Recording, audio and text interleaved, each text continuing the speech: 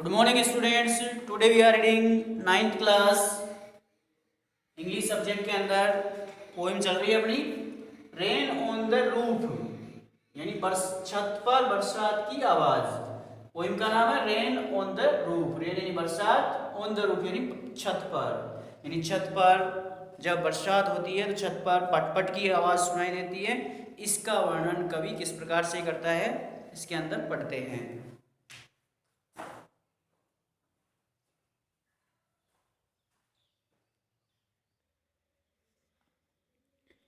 वही मैं rain on the roof यानी छत पर बरसात की पटपट की आवाज़ को किस प्रकार से कवि सुनकर क्या अंदाज़ा लगाता है। When the sky is covered with dark clouds यानी जब आकाश के अंदर काले बादल छा जाते हैं, एंड इट स्टार्ट्स रेनिंग और बरसात होना शुरू हो जाती है। Have you ever listen to the patter of soft rain on the roofs तो क्या आपने छत के ऊपर नरम बरसात की पटपट की आवाज़ को सुनते क्या आपने छत पर गिरती हुई नरम बरसात की पटपट की आवाज़ को सुना है। What thoughts flashed through your mind आपके दिमाग में क्या विचार आते हैं। As you hear this melody of nature जब आप प्रकृति की इस राग को सुनते हैं, यानी इस बरसात की आवाज़ को जब आप सुनते हैं तो आपके मन के अंदर क्या क्या विचार आते हैं। Read the poem to find out ये पता लगाने के लिए कविता को पढ़ें। What the poet dreamed of while listening to the rain जब कवि बरसात की आवाज़ को सुनता है तो वह किस प्रकार से क्या अनुमान लगाता है, क्या कल्पनाएं करता है। आगे पढ़ते हैं। When the humid shadows hover over all the starry spheres यानी जब सभी तारों के मंडराने से सभी तारों के अंदर मंडराती हुई ये बरसात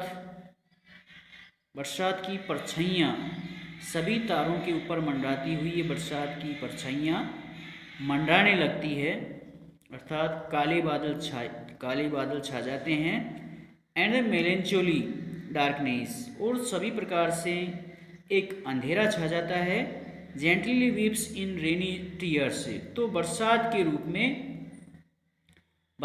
रूप में आंसू में डूब जाते हैं। तो इस प्रकार से ये बरसात होने लगती है।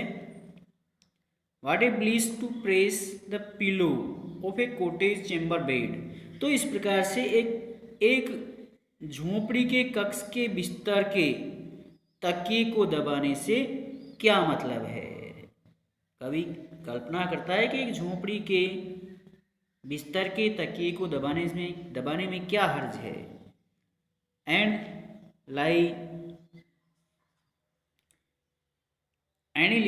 Listening to the patter of the soft rain overhead और वह कवि छत के ऊपर अर्थात अपने सिर के ऊपर नरम बरसात की पटपट की आवाज़ को सुनता रहता है।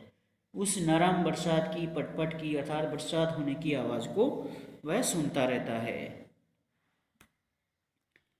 Every twinkle on the singles यानी बरसात की टपटप की आवाज़ छत के ऊपर बरसात की टपकने की आवाज़ को has an echo in the heart छत पर बरसात के गिरने की आवाज़ अर्थात टप की आवाज़ उसके हृदय में गूंजने लगती है। कवि के हृदय में गूंजती है अर्थात वह उस आवाज़ को सुन सकता है। एंड 1000 ड्रीमी फैंसीज और 1000 काल्पनिक कल्पनाएं करने लगता है। 1000 अपने सपनों के अंदर कल्पनाएं करने लगता है। इनटू बिजी बीइंग स्टार्ट्स व्यस्त रहते हुए भी वह कई हजार कल्पनाएं करने लगता है।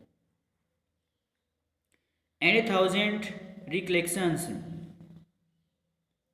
और 1000 स्मृतियां weave their air threads into woofs और 1000 स्मृतियां उनके हवा रूपी धागों को बुनने लगती है।